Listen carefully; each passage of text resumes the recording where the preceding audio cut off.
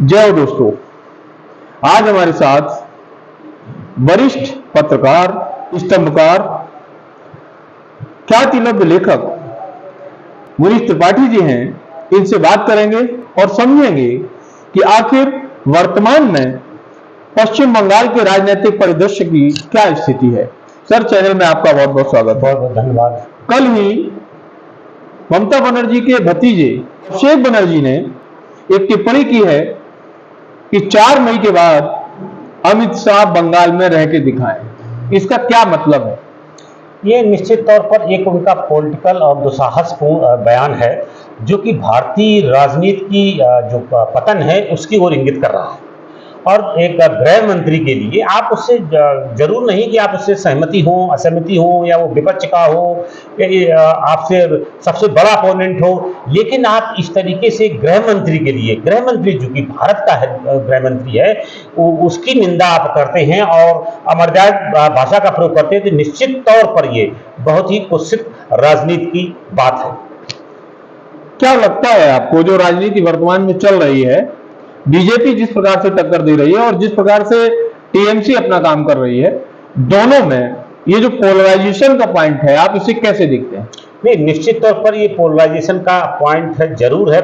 Polarisation की बंगाल में राजनीति चल रही है, और खासकर जब से ममता दीदी आई है सत्ता में, उन्होंने पूरा का पूरा जो मुस्लिम वोट है उसको बटोरने के लिए वो जो भी कवायद कर रही हैं, वो एक तरफा है, एक ध्रुवीय राजनीति की बात है। और चूंकि वो 29% जो वोट है मुसलमानों का, मुस्लिम माइनॉरिटीज का, वो अपने पाले में कहीं ना कहीं रखना चाहती हैं, और वो जीत का कारण भी उनका बन रहा है। वो वही प्रयोग करना चाह रही है जो पिछले 15 वर्षों से करती आ रही है बंगाल की राजनीति में। तुष्टीकरण की एक पराकाष्ठा है। वो मौलवियों को पेंशन के लिए का प्रावधान करती है सरकारी, जबकि धर्म के संविधान में लिखा, धर्म के आधार पर किसी नागरिक से भेदभाव नहीं किया जाएगा। फिर भी मौलवियों को वो एक नगद धनराशि उपलब्ध करा रही प्रतिमाह एक मानदेय के रूप में, जो निश्चित तौर पर एक सांप्रदायिक राजनीति का की जो दुष्परिणाम है वो देखने को मिल रहा है। कल मैं एक रिपोर्ट पढ़ रहा था, मैंने उसमें देखा कि जो बंगाल, पश्चिम बंगाल और बांग्लादेश का जो बॉर्डर इलाका है, वहां स्थिति ये हो गई है कि बस्तियां लगभग धर्म के आधार पर विभाजित हो गई हैं। क्या कहेंगे? बस्तियां ही धर्म के आधार पर विभाजित नहीं हुई हैं, उसमें पूरा समाज विभाजित हो गया है।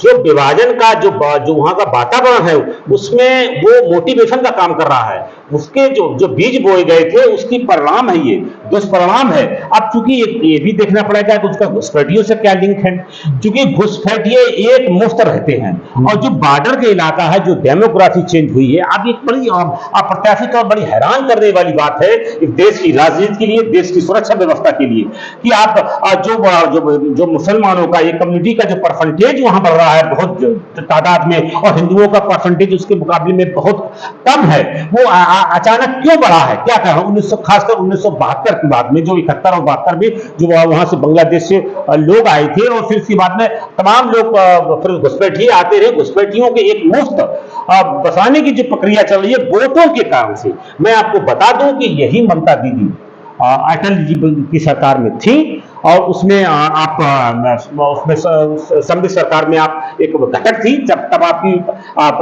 पार्टी अलग हुई थी कांग्रेस से और आपने पार्टी बनाई थी, लेकिन उस समय आप घुसपैठियों के खिलाफ बोल रही थी। वो आपका बहुत कड़ा स्टैंड था।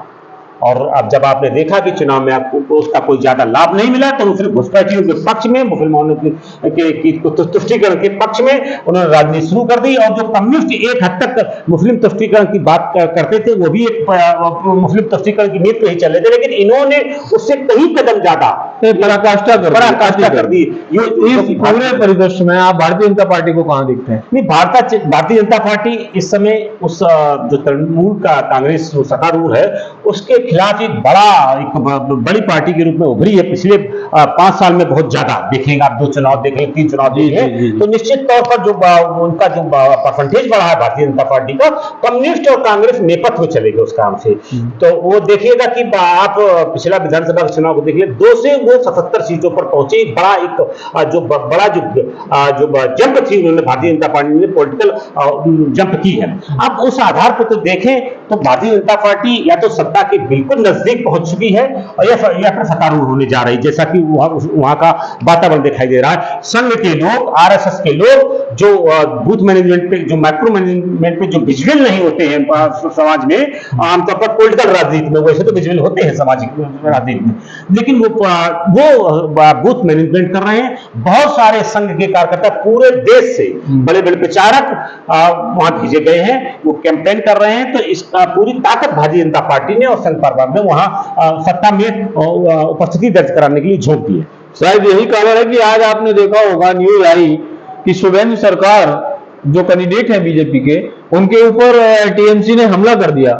ऐसा कहा गया कि टीएमसी समर्थकों ने हमला कर दिया। क्या कहना चाहेंगे आप? राजनीतिक हिंसा का चरम बिंदु है पश्चिम बंगाल का वातावरण। पिछले 10-15 सालों से नहीं कहे, जबकि जब कम्युनिस्ट आए थे तभी से ये राजनीतिक हिंसा का प्रयोग हुआ। जो वोट नहीं देते हैं उनके ऊपर उनको परेशान किया जाता है, जो वोट खुल के आते हैं उन पर हिंसा का आक्रमण होते हैं। तो ये सीधा सीधा अपहरण नहीं हो रहा है लोकतंत्र का, ये दबाव, ये चुनाव आयोग को इस पर ध्यान देना चाहिए। तो चुनाव आयोग अपना काम कर रहा है, उसकी भी एक सीमा होती है। अगर कोई वायलेंस होता है, उसकी सीमा, उसकी प्रक्रिया दूसरी होती है। उसको रोकने के लिए उसके लिए फोर्सेस होते हैं, उसके लिए स्टेट का लॉ होता है। चुनाव आयोग की अपनी सीमा होती है, चुनाव आयोग अपना प्रेस करता है। उसी के कारण से गृह मंत्री ने वहां एक महीने से, पिछले महीने से रुके हुए कैंप कर रहे हैं पूरे पश्चिम बंगाल में, और उनके कारण पूरा जो सेंट्रल जो फोर्सेस है वो वहां पर बहुत बड़ी मात्रा में लगे हुए, जिससे कि निष्पक्ष मतदान हो सके। क्योंकि निष्पक्ष मतदान होता नहीं है वहां है। हाँ। ये एक बहुत आप देखने को कोई भी देख सकता है, चाहे कम्युनिस्ट हो रही हो, चाहे तृणमूल कांग्रेस की जो सरकार रह रही हो पिछले 15 साल से। हाँ, 15 सालों से। उसके पहले कम्युनिस्टों की 25-30 साल रही है। तो उसका से राजनीतिक हिंसा वहां का एक मूल शर्त बन चुका है। नहीं तो अब आज की जो स्थिति है, यदि भारतीय जनता पार्टी सत्ता में आती है, जो हम वहां का देख रहे हैं, पहले 25 साल कांग्रेस रही, फिर 35 साल तक लेफ्ट की सरकार रही, फिर 15 साल से टीएमसी की सरकार है। यदि आप, ये हाइपोथेटिकल क्वेश्चन है, लेकिन अगर बीजेपी आती है तो क्या आपको लगता है कि लंबे समय तक वहां राज करेगी? अब ये देखिए, ये तो जो वहां का जो शासन की प्रक्रिया होगी और उसके तहत में कितना वो गुड गवर्नेंस में सफल हो पाते हैं, कितने अपने वादों में जो उन्होंने घुसपैठियों के लिए किए हैं, जो वहां से हिंदू जो माइग्रेट करके आए उनको एनआरसी के तहत उनको नागरिकता दिलाने में कितना वो रहते हैं, कितना विकास के प्रति वो समर्पित होते हैं, कितनी योजनाओं को इम्प्लीमेंट कर पाते हैं, जो लोग वादे कर रहे हैं उनके अनुरूप वो कर पाते हैं। और स्थायित्व प्रशासन अगर देंगे तो निश्चित तौर पर पश्चिम बंगाल का जो थोड़ा ट्रेंड रहता है कि जनता का कुछ समय दिया जाए, सरकार लंबा समय दिया, ये भी रहता है। लेकिन मूल कारण ये है कि वहां की राजनीतिक हिंसा और वो जो भय और फियर की राजनीति है, उसके कारण से हिंसा सत्ता में रहते हैं। लेकिन भारतीय जनता पार्टी से हम उम्मीद कर सकते हैं, जो उनका और प्रदेशों में इस तरीके का चरित्र नहीं रहा है, तो मुझे लगता है कि उसी जो उनकी जो आइडियोलॉजी दीनदयाल की है, श्यामा प्रसाद मुखर्जी की है, हिंदू महासभा के वहां के लीडर थे निर्मल चटर्जी, उनकी जो आइडियोलॉजी, जो संस्थापक थे हिंदू महासभा के, 2 संस्थापक बंगाल के थे, एक श्यामा प्रसाद मुखर्जी और निर्मल चटर्जी, ये थे। तो उनके जो बंगाल का जो फरमान है उसको मेंटेन रखेंगे और विकास के लिए आगे बढ़ेंगे और सुरक्षा के लिए वातावरण तैयार करेंगे। सांप्रदायिक राजनीति को तिलांजलि देकर के जो सही है वही करेंगे। ऐसी अपेक्षा से अगर कार्य करेंगे तो निश्चित तौर पर लंबे समय तक शासन कर सकेंगे। मतलब हम ये मान सकते हैं कि अब सोनार बांग्ला बहुत दूर नहीं है। सोनार बांग्ला बहुत दूर नहीं है, ऐसा कहना थोड़ा सा मुश्किल है, लेकिन ये इसके लिए प्रयास, जैसा कि वो कह रहे हैं, तो हम उनके जो, चूंकि आपका हाइपोथेटिकल क्वेश्चन है तो उसके हाइपोथेटिकल जवाब भी है। हाँ, बिल्कुल। निश्चित तौर पर वो भारतीय जनता पार्टी ऐसा कह रही है, सोनार बांग्ला के लिए प्रयास कर रही है। सोनार बांग्ला वो था जहाँ के रविन्द्रनाथ ठाकुर ने गान रचित थे, बंकिम दाना राष्ट्रगीत के रचयिता थे, और बहुत सारे आध्यात्मिक नेता, विवेकानंद, अरविंदो घोष पैदा हुए थे। आज जो चुनाव हो रहा है, 3 बहुत से वहां पर कॉन्स्टिट्यूएंसी बहुत ही महत्वपूर्ण है। एक तो नंदीग्राम से, जहां से ममता दीदी पिछला चुनाव हारी थी और उसी के आंदोलन के कारण उन्होंने आंदोलन किया था कम्युनिस्ट सरकार के खिलाफ में, तो वो उसी नंदीग्राम से वो जीती भी थी।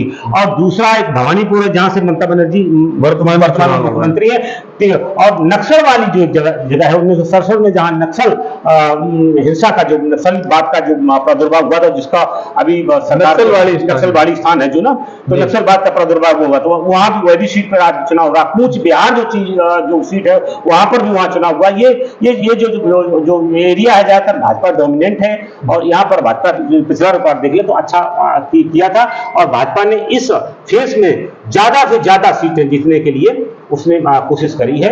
बहुत तेजी से आज जब तक हम आए हैं तब तक की स्थिति ये थी कि बहुत ऊंचा ग्राफ जा रहा है वोटिंग परसेंटेज का। ये ज्यादा वोटिंग होना आपके अनुसार क्या है, किस तरफ जा रहा है? तो पिछले वाले चुनाव में भी वहाँ पश्चिम बंगाल में होती है 80-50, क्योंकि आपकी बात थोड़ा सा ज्यादा हो रहा है, SIR में वोट कटे भी है, इसके बावजूद भी वहाँ वोटिंग हो रही है, तो एक अच्छा संकेत है। और मुझे लगता है इसका जो प्रयोग है, पहले वोट डालने नहीं दिए जाते थे, एक कम्युनिटी विशेष को, एक पार्टी विशेष के लोगों को जो विरोध करती थी सत्तारूढ़ पार्टी डालने नहीं देती, लेकिन अब मुझे लगता है कि वोट निर्भय होकर के डाल रहे हैं, जिसके कारण से जो भारतीय जनता पार्टी है उसको फायदा दिखाई दे रहा है, ऐसा मुझे लगता है। कबीर ने जो पार्टी बनाई है, आज हुमायूं कबीर की गाड़ी तोड़ दी गई, उनके ऊपर भी बहुत बुरी तरह हमला किया, और वो भी आरोप टीएमसी कार्यकर्ताओं की तरफ। नहीं, निश्चित तौर पर हमारे कबीर टीएमसी का नुकसान कर रहे हैं, इसलिए टीएमसी उनको दुश्मन मान रही है, राजनीतिक दुश्मन मान रही है। इसी कारण से वो बौखलाहट में और ज्यादा नुकसान न कर पाए, इस कारण से वो उस पर हमला किया है। और आगे के चुनाव में और शाम तक जो भी वोटिंग का पैटर्न है वो उन्हीं के तरफ रहे के पक्ष में वोट नहीं देते, भय के कारण से। भय का माहौल इसलिए पैदा किया गया है कि उनके पक्ष में वोट डालें, और जो हुमायूं कबीर को वोट दे रहे हैं उनको वोट न दे उनको। इस कारण से ये एक प्रयोग है, और वो राजनीतिक, मैंने कहा ना कि राजनीतिक हिंसा का